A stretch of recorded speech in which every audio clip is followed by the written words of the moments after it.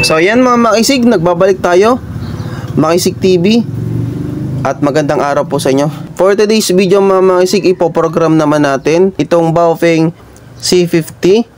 Iko-connect naman natin siya dito sa Motorola A9.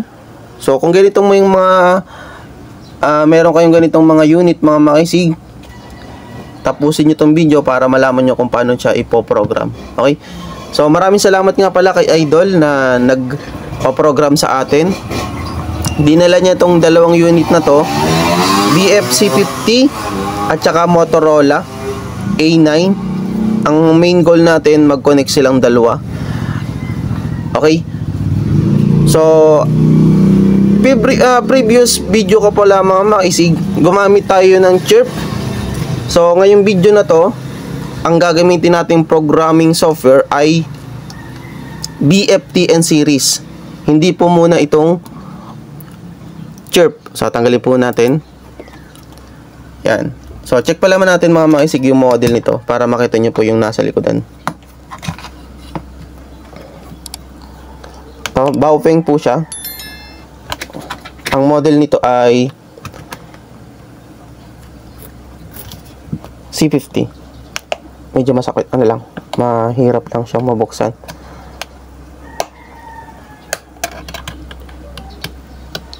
Aray ko.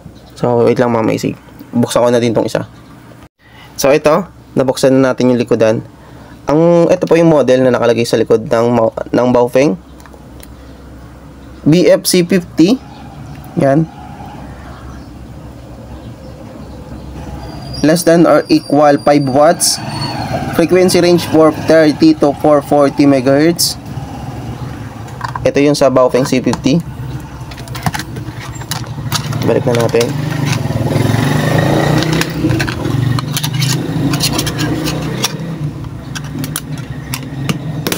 Yan. So ito naman sa Motorola. Kanyang model sa likod is Motorola A9. Power output 5 watts, frequency 400 to 470 MHz. Balik natin.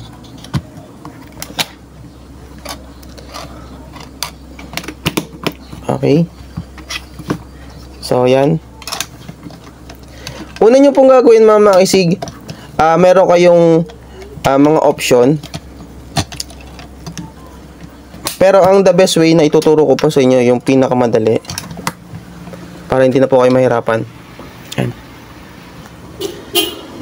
Pag hindi po kayo makahanap ng software ng Motorola, ito po ang gagawin nyo.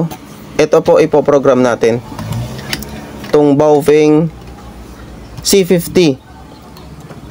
Kung natatandaan nyo yung dati, gumamit tayo ng Chirp, ay wala po yung kasama yung BFC50 na model. Kahit check nyo po ulit natin. Check natin ulit pala para makita nyo po na wala. Tapos radio. Tapos download. Mapapansin nyo dito, naka-Baofeng nga siya. Naka-Baofeng. Tapos wala po yung C50. Yan. B na siya. Tapos F na agad. Wala yung C. BFC50. Yan. BF, wala rin pa rin dito. So, hindi tayo gagamit ng Chirp. Tanggalin na natin. Yan. So, ito. BFTN series ang ating gagamitin. Ito. Siya, ito na. So, sa mga nagtatanong mga makisig, pag ito ang lumabas sa inyo, naka-Chinese language, kailangan nyo lang po gawing English para mas madali nyo pong i-program. Pero kung halimbawa marunong naman kayo magbasa ng Chinese, wala naman pong problema po. So, punta lang kayo dito. Yan, step by step. Sa may S, tapos pumunta kayo dito sa may Control L sa baba. Tapos, yan, pindutin nyo lang yan. Piliin nyo yung nasa baba. Tapos, pindutin nyo na itong nasa left side. Yan, naging English po siya mga makisig. So, next step nyo, don't forget yung voice selection para pag naglilipat kayo hindi Chinese, gawin nyo siyang English. Yan. So, itong TOT, transmit over time, pwede nyo dagdagan or pwede nyo hindi na siya palitan. Yan. So, sa squelch, pwede rin hindi nyo palitan or pwede nyo gawing 2. Depende sa inyo yan. So, the rest, pwede nyo na siyang hindi palitan. Tapos ito, dito na kayo maglalagay isa-isa ng inyo pong mga frequency ilalagay. Sa receive frequency, transmit frequency, tapos yung receive na tone, kung CTC man yan o DCS, dito yan. Tapos the rest, pagka lapag nyo naman yan, halimbawa lagyan natin, sample tayo. 435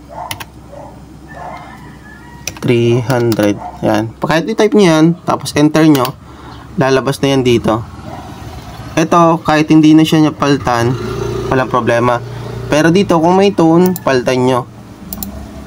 Halimbawa is, ang frequency nyo ay naka CTCS, ito lang yan, nasa unahan lang yan. Pero pag naging DCS naman siya, dito kayo magsisimula sa D023N. Yan. Same lang diyan. Kung magkatulad sila, 67, pagka enter nyo, 67 na din yan. Receive, transmit. Ganun lang po mga isig.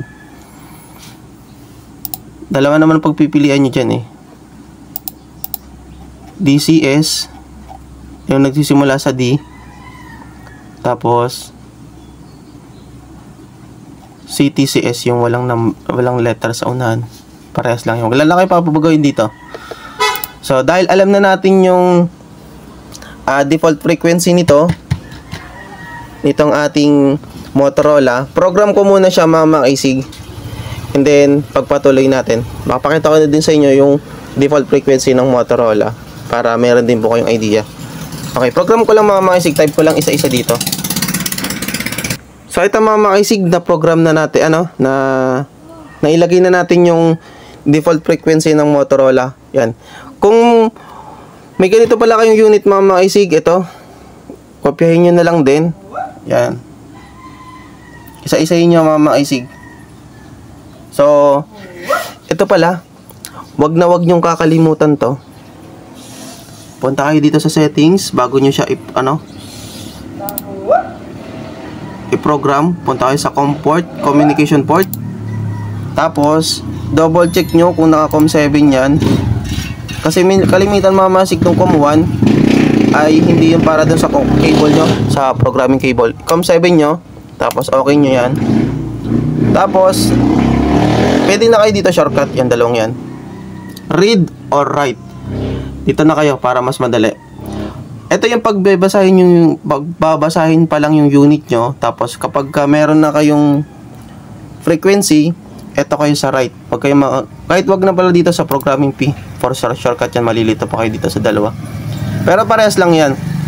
Babasahin yung radyo, kokopyahin na. Pero dito na lang kayo. Pagbago pa lang, pagbabasahin yung unit, read. Lalabas yung unit nito, yung frequency ng unit. Tapos kapag ipoprogram nyo na siya, ipapatchin nyo na. Ito, write. So, write natin. Tapos, start nyo lang. Tapos, maglo-loading, magbibling na to. Katapos yan. Tapos, okay nyo lang. Tapos, cancel. So, okay na. Ito na yung default frequency. Double check nyo lang kung naka-English. Tapos the rest, kahit wala na kayong palitan. So, tanggalin lang natin. Dapat bukas ang unit nyo mga isiga bago nyo program. So, the moment of truth, tayo mag-check na. 6, 5, 6, 5, 6, 5. So, sa 5 tayo. Set. 5. Okay. So, press na tayo. Yan, nagpi-feedback kasi malapit siya mga makisig. So, isa pa ulit.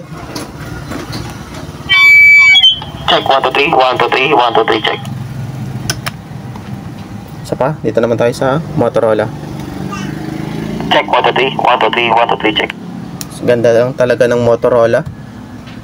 Kasi wala siyang feedback, mapapansin nyo. Kahit malapit, pakunti lang. Check 1 2 3. Compared nyo dito sa Baofeng na malayunan ng konti.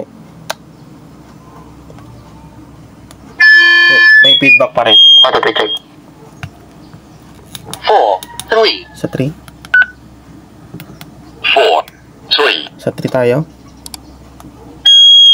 Check 1 2 3. Lakas pa rin yung feedback. Malapit. 1 2 3 check. Tapos Motorola.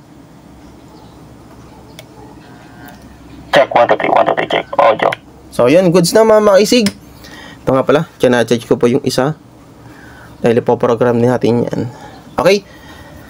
So ganun lang mga maisig kadali. Huwag nyo na pong pahirapan ng inyo pong sarili. Kapag wala kayong magamit na software ng Motorola, gamit kayo nito. Ito ang gagamitin nyo. BFTN series. Okay. So sa mga nagtatanong ng software ng BFTN series for Baofeng C50, PM nyo lang po, kasi send ko po sa inyo sa Gmail. Okay? Maraming salamat. Ingat po. At kung nagustuhan nyo po, don't forget to like and subscribe. At sa mga solid subscriber natin, maraming salamat sa inyo mga makisig. Tayo po ay natutuwa ako dahil yung dati pong 10, 100 subscriber, ngayon po ang ating pong subscriber na po ngayon ay umabot na po siya ng 6.6 subscriber. Natutuwa ako dahil nung huli lang po ay nasa 5k lang po ito. Nag-celebrate ako ng 5k, pero ngayon nasa 6.6 na. Yan, 6.6 sa subscriber. 460 na din po yung ating videos. So panoodin niyo po mga maisig yung ating mga video yan. Marami po yan, tutorial for amateur, mga riders ko din. Pinaka is radio tutorial. Panoodin niyo po yan mga maisig. So yung last upload natin, kaka-upload pala ang yan, ito pong may ads pala yan.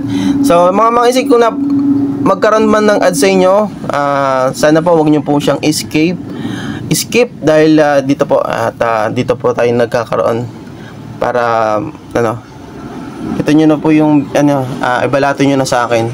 Maraming salamat po sa mga hindi nag-skip ng ating ads para pagpatuloy natin ang ating pag-upload.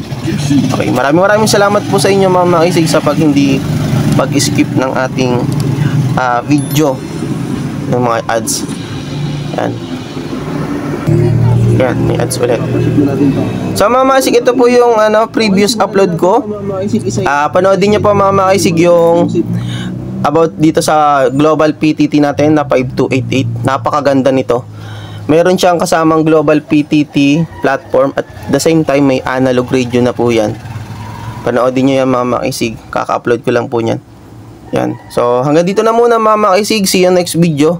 Baka next video ko magagawa ko ng mga video reaction sa mga nagawa kong tutorial, yung mga upload ko. Okay, so hanggang dito na muna mga makisig. Don't forget to like and subscribe.